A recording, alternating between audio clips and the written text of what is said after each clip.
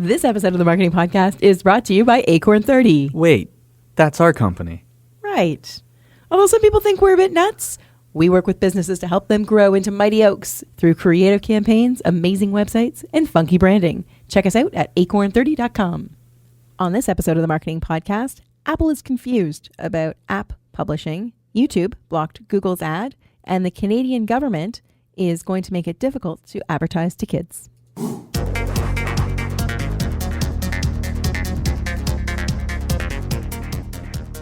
Creativity sells. Applying the right creative at the right time is the recipe for great marketing. The Marketing Podcast looks at marketing news and finds the secret ingredients that make great marketing.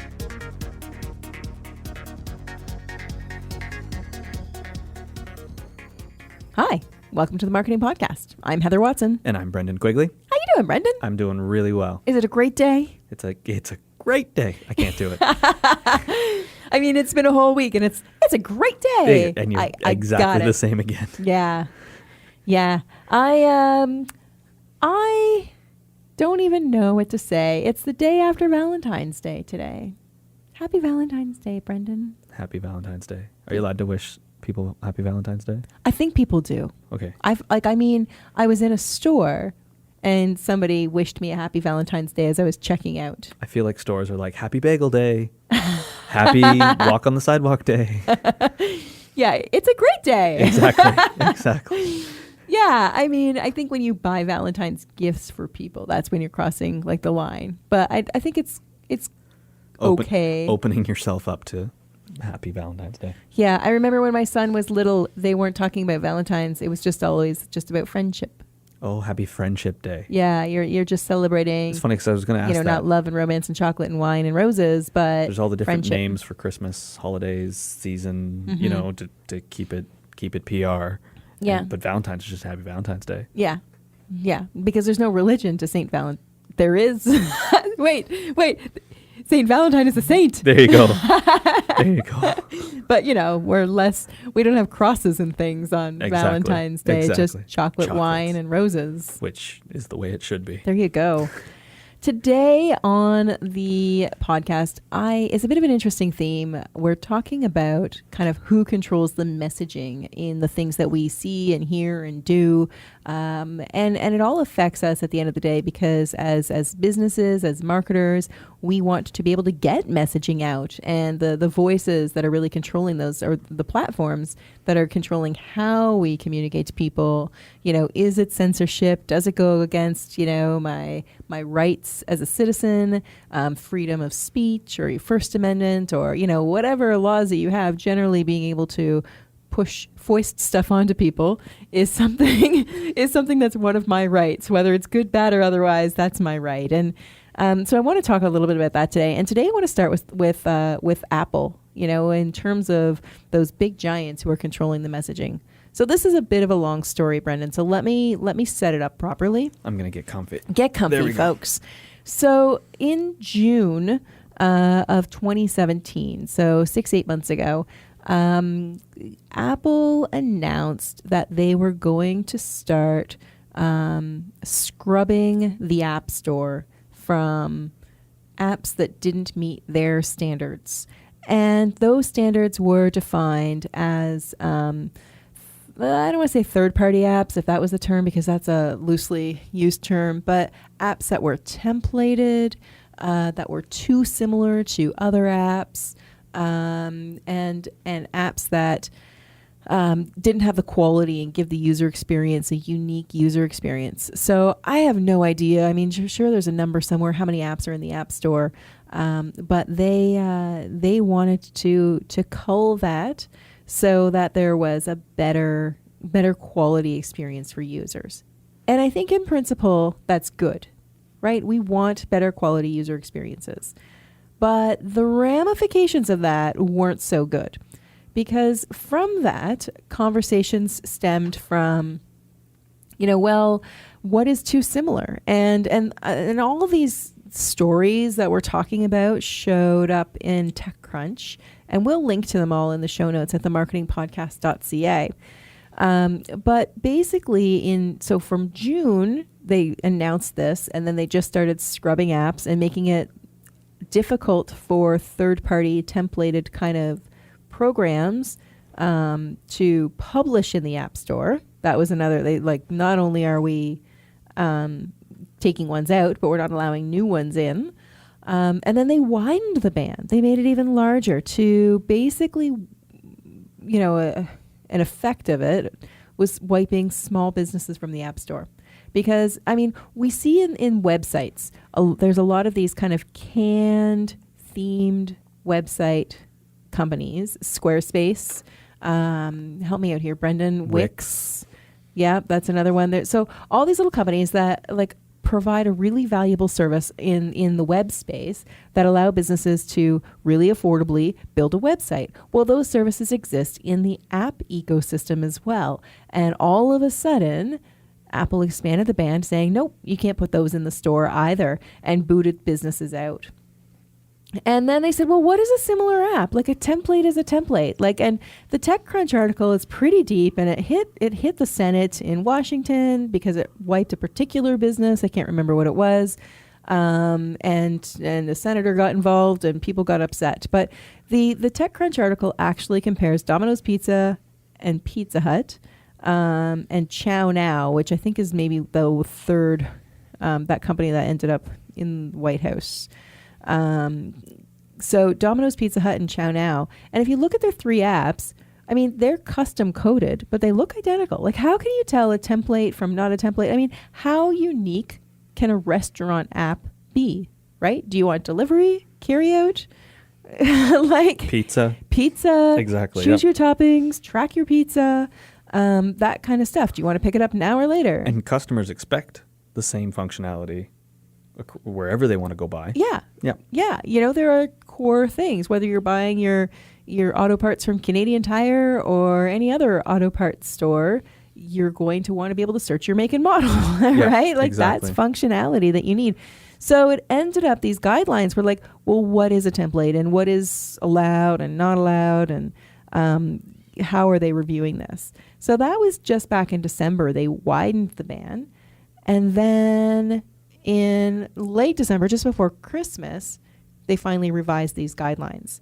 Again, opening it up so that they will allow these template-based apps into the App Store, and people can use app generation services, which are like the Wix or Squarespace. You know, you just fill in some key information and, you know, hit boom, and now you have a website. It's kind of the same thing with apps. So the original rule, in section 4.2.6 of the App Store guidelines, had read, quote, apps created from a commercialized template or app generation service will be rejected, just flat out rejected. So the new wording in the rule is, quote, apps created from a commercialized template or app generation service will be rejected unless they are submitted directly by the provider of the app's content. These services should not submit apps on behalf of their clients and should not offer tools to let their clients create customized, innovative apps that provide unique customer experiences.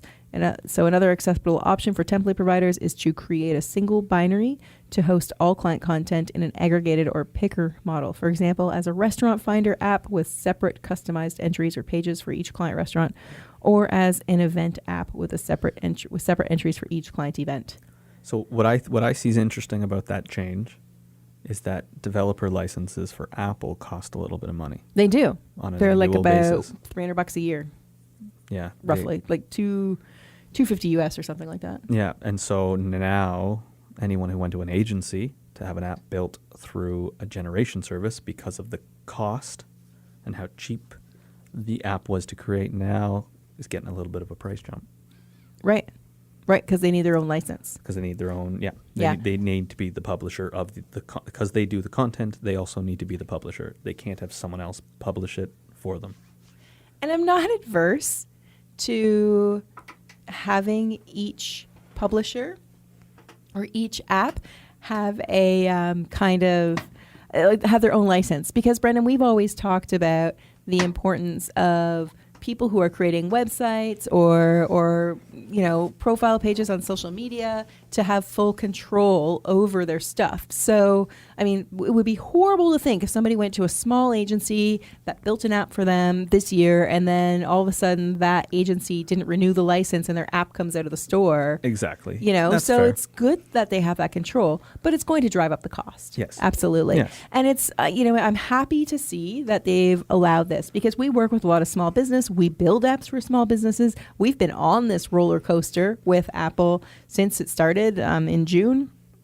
And, it's this question is like, will the app be renewed? Will it be published? Will it let us? And that sucks, because if you have an app in the App Store, and we have a few that we've done for clients, we're wondering, like, what happens if? Do we need to start building a replacement app, or, that kind of thing? And I think this is a happy medium. Small businesses we've talked about routinely, need to have a presence in the App Store, whether it's Google Play and iOS. I mean, it's a big player. How many Apple devices are on users around the world? It's important that your users have, Apple users have access to your business in their ecosystem.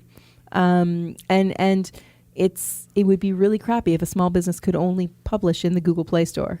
Yeah. Right? Yep. That would be like, well, I was going to say it's not, but I just wanted to mention the BlackBerry Play Store. I can't remember what it was called.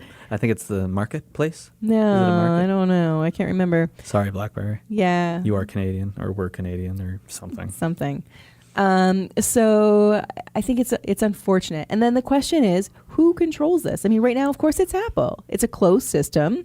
We have always known that Apple has been the worst or the best, I guess it depends on your perspective, at having very proprietary products and services.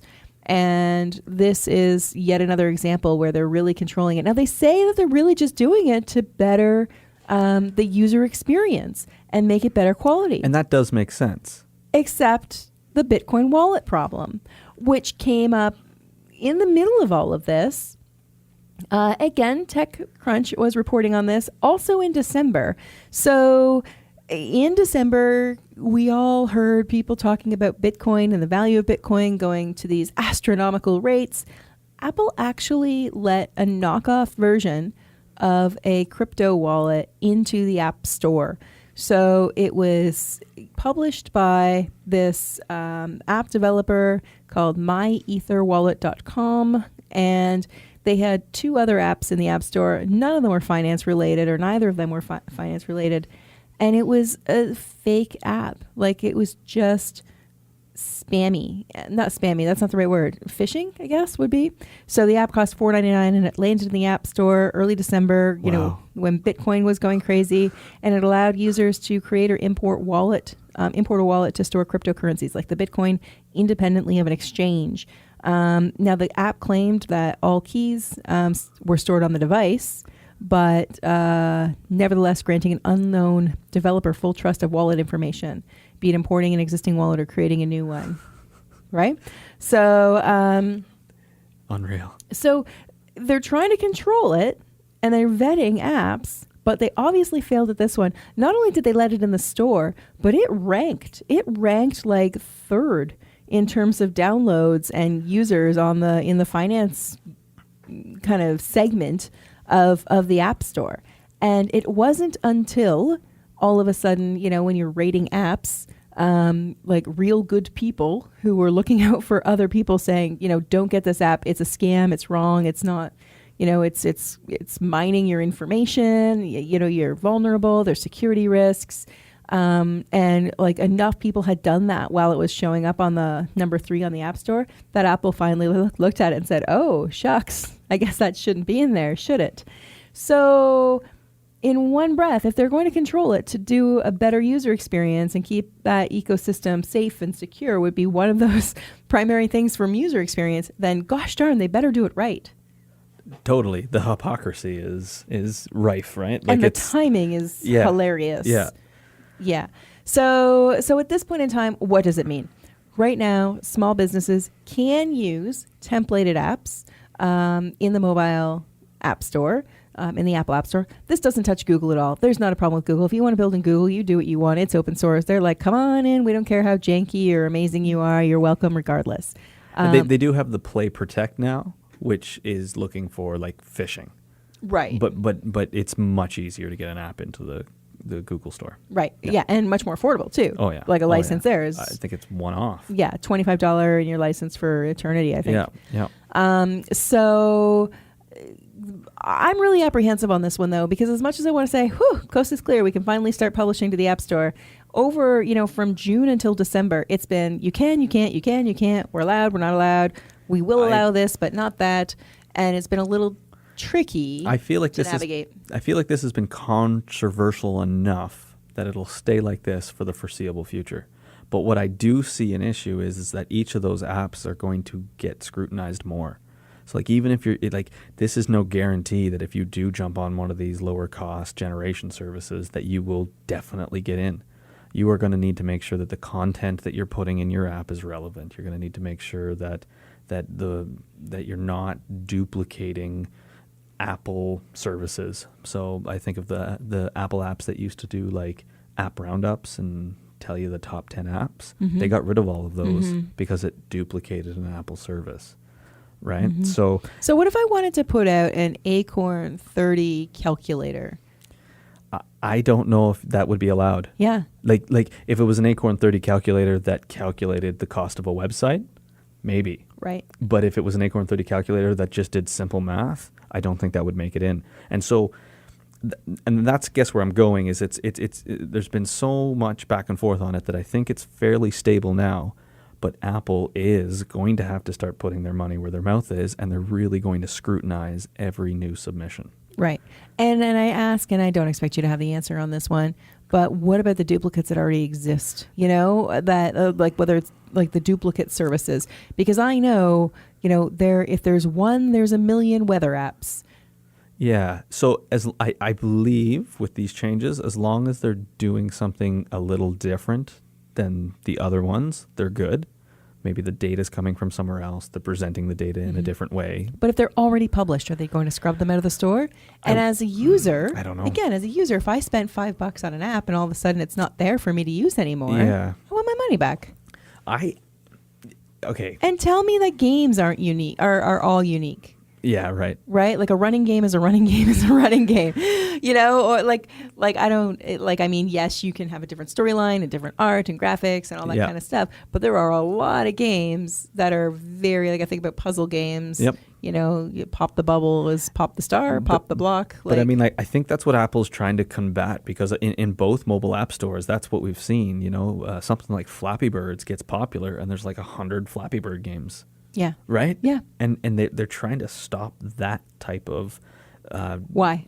App creation because it does dilute. So I've heard... So it's an exclusive marketplace now. Well, what happens is something like, if you take the games, for instance, something like Clash of Clans, which is like one of the most revenue-generating mobile games out there right now, it becomes popular. There's hundreds of copycat games with copycat graphics, with copycat everything that flood the marketplace. And really, when someone is going to download Clash of Clans, but they download Clash of Kings, it dilutes the trust that we as the downloader have in the store. Which I get and respect. But if they take away Candy Crush after I've invested hundreds of hours of time. Well, are you sure you're playing Candy Crush and not Candy Crack or Candy... I don't know. I don't know. But it's still, I don't care which version I'm playing. I'm playing a version. Yep. It's gosh darn fun. And if all of a sudden it disappears out of my phone... Who's controlling? Who's reimbursing me for the hundreds of hours and level ups that I've purchased? There's a class action lawsuit in there somewhere. I think there's something there, Apple. So I mean, at the end of the day, small businesses still need to invest in mobile apps. And it's going to get a little bit more expensive under these new terms because expect to own your own license. But I don't think there's anything wrong with owning your own license. No. For the reason that I stated before. And the cheaper templated ways to go if you're a small business are still a really good, viable option. Yeah. And even if your agency isn't asking for you to have your own license, demand for your own license because they're probably just opening it in your name anyways. And if you have the ability to actually build a hard-coded app, go that route, you know, financially, and make that investment, because then you don't run the risk of that at all. Yep. But I mean, we've also talked about off air about people being able just to buy code in blocks, and it's becoming more and more affordable to be able to do that, even if you want an app that will level your desk, for example, in your furniture store. Hey, there's a one. I mean, I'm sure there's some code out there that you can buy that will already pretty much do that, and then you skin it with your brand and you're good to go. Definitely. And it's not a template, it's just already written code. Yeah. Awesome. Now, moving on, Google. Are we on to the Google? We're picking on everybody today. Oh, we are going big. Yeah. We're even picking on the Canadian government. That they're easy to pick on. Yeah, fair enough. So the next one, though, is Google. So again, who is controlling the content that we see? Google had been, we talked about this a while ago. Google and Safari. Okay. Because they were both going to block ads. Right. Right? Yeah. Your memory is way better on me than this. So they're going to be blocking ads. And then we had a conversation around whether or not, you know, here are the guys who are actually taking money for ads, and now they're blocking ads, which is kind of ironic. So in all of their ad blocking software, that's, you know, they have to have these policies. Google had, this is a little while ago. I don't even know how long ago. 8 weeks ago. The Next Web is reporting that Google flagged its own Chromebook ad as spam on YouTube. Amazing. Like this isn't just like an ad on the Google ad network. It was their ad on the Google ad network on YouTube. On YouTube, which is owned by Google. And they blocked it. Their own, like they violated their own terms of service. Amazingness. Amazing. Now, we talked in the last episode about Reddit, and it was Redditors who were fast and noticed on the draw that something wasn't quite right. So they grabbed a screen grab of it. Google did fix it pretty darn quickly, but it's kind of awesome. So there's a video. People can watch the video. There is a video, and again, we'll share it on in our show notes on the marketingpodcast.ca. So it's just a little bit of a gaffe, and I mean, we were picking on Apple because they made a mistake on the How Wallet thing. Google has made a similar mistake. From my point of view, I like the false positive. Yeah. Block more. Yeah. Than not block. Yeah. I mean, you can at least say, "Hey, the system's working." Exactly. Right, and it's showing that that they're even going to be tough on themselves. Exactly. And I'd be curious what it was that they had done to violate their own standards. Like I said, it was probably a false positive, right? Mm-hmm. So something about the video ad triggered something and then got blocked. Right. And so they're just tweaking the it's probably the Google AI working in the background, right? To decide what gets blocked and what stays. But that comes back to the question, who is controlling this? Right. So one of the things is there was, when the iPhone 10 was like hyping up back in October, was it? There was a feeling that Google had been demonetizing Apple's videos featuring the new iPhone 10. Like demonetizing them on YouTube, or like on YouTube? Oh, okay. Yeah, without any reason. Using, and then there was an affair. I'm just pulling from the Next Web article here, that YouTube had a demonetization bot. So, you know, things can go wrong. But again, if somebody's paying to have advertising and you're blocking your competition, like iPhone 10 right around the same time the Pixel's coming out, then who's in control? And how does a marketer, how does a business get the messaging out when there are other brands that are doing kind of contra deals that make it difficult for you to do what you do? And I mean, this exists. This has gone on long time ago, where, you know, I used to work for a company who, whenever they would purchase advertising in any kind of publication, would ask for exclusivity. Right. So I will buy an ad from you as long as you won't go to any other companies in this marketplace that sell the same thing I do. Yep. And some publishers would agree to it because they're hungry and they don't mind, you know, making that compromise, if you will. But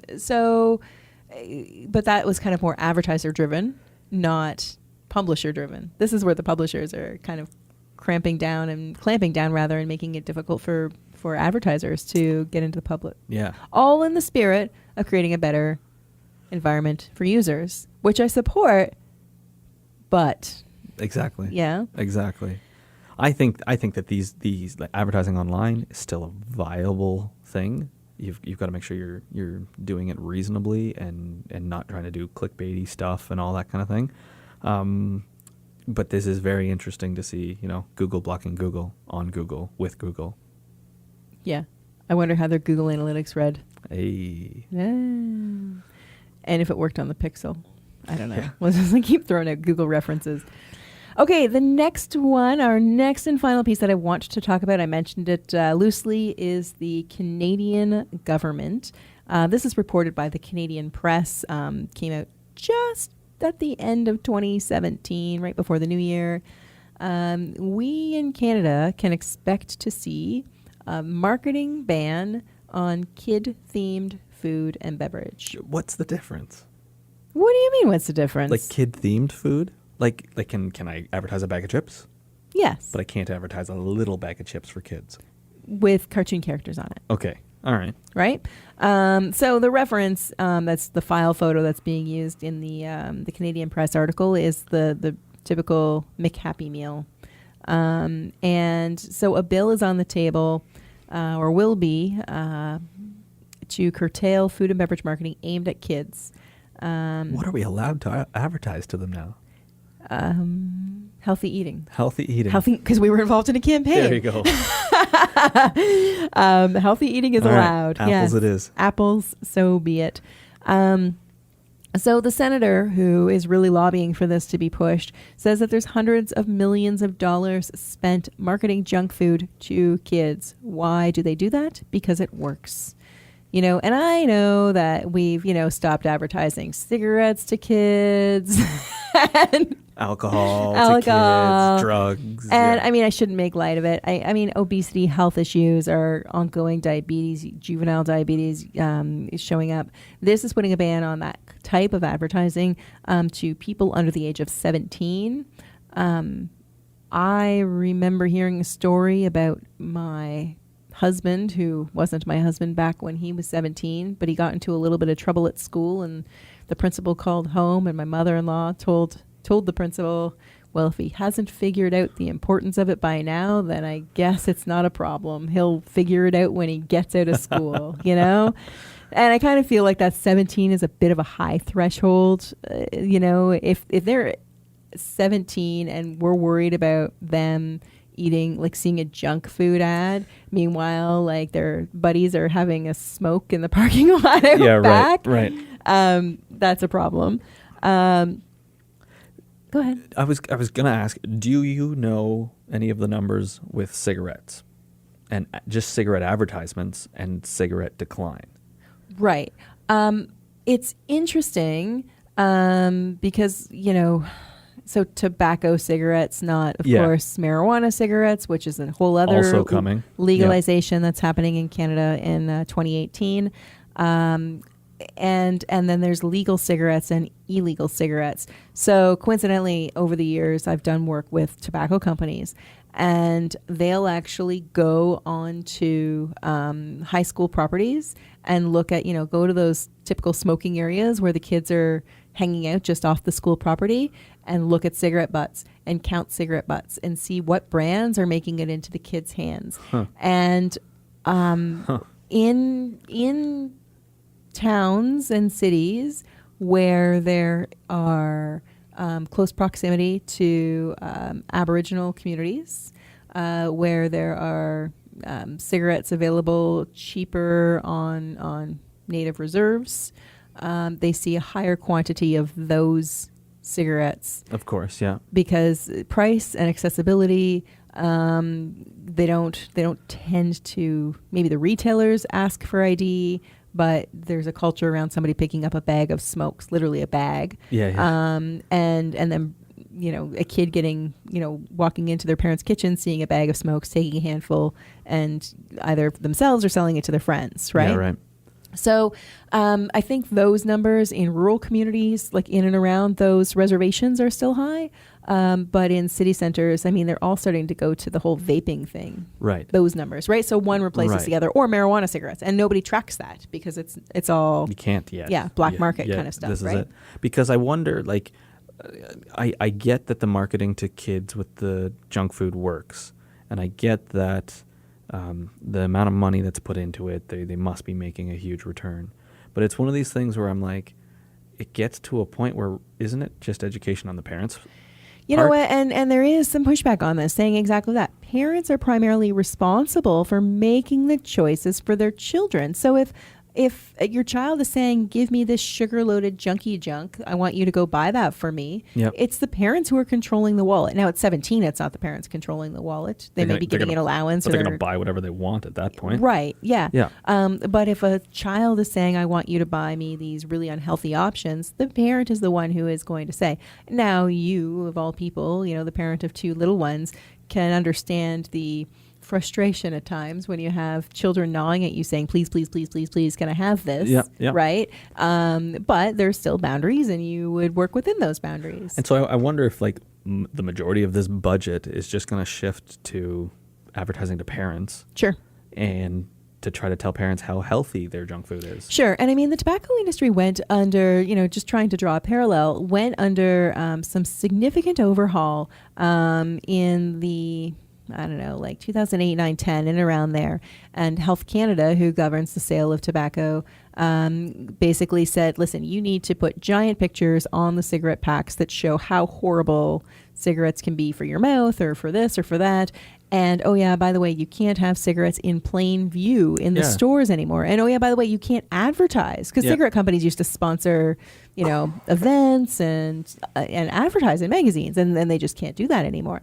And now when you go into a store and you're looking for a pack of cigarettes, they're behind little cupboards and curtains and, you know, make it really difficult. Because the thought is if we take it out of sight, then it's less normalized for youth who may be vulnerable to those kinds of pressures from their friends. They don't even know the name of cigarettes to ask for because they don't know the name, right? Unless maybe mom or dad or somebody at home smokes. The thing that I think is really interesting, though, I mean, like, government does serve obviously a really important role in regulating what's good and what's bad, and we've recognized that there's an epidemic around how we are eating or how our children are eating, but one of the things that government also likes to do is exploit children when they feel that it's something that's good for them. So I remember as a child of the 80s, recycling was like new, right? It's like the reuse, reduce, reuse, recycle, and the blue box. And they were trying to get more families to adopt this marvelous concept of recycling. And they don't do it through the parents. I mean, sure, all kinds of community mailers went out in television, but when they started getting traction on it was when they started rolling it out in schools at the school age and educating students. I remember like doing a full on, like I was in grade 4, doing a full on study on my own because I was so worried about the environment, about the ozone layer. And, you know, how, you know, CFCs and styrofoam containers are so bad for the ozone layer and feeling heartbroken. And then, like, the next time going to McDonald's and everything was in styrofoam containers back then, you know, saying to my parents, I can't possibly eat this. It's going to hurt the environment. And my parents are like, who is this child? Right? And that's how, you know, they educated families on it and grew a whole generation of people who suddenly care about the environment, and that carries on to their children and so on and so forth. So it's a bit of a dance, like what role government plays in banning or allowing advertising to children. You know, obviously if there's a health issue, I guess like that makes sense, right? My hesitation comes around, I still feel it's the parents. It totally is. Like it's totally my responsibility to feed my child, right? Whatever they eat, right?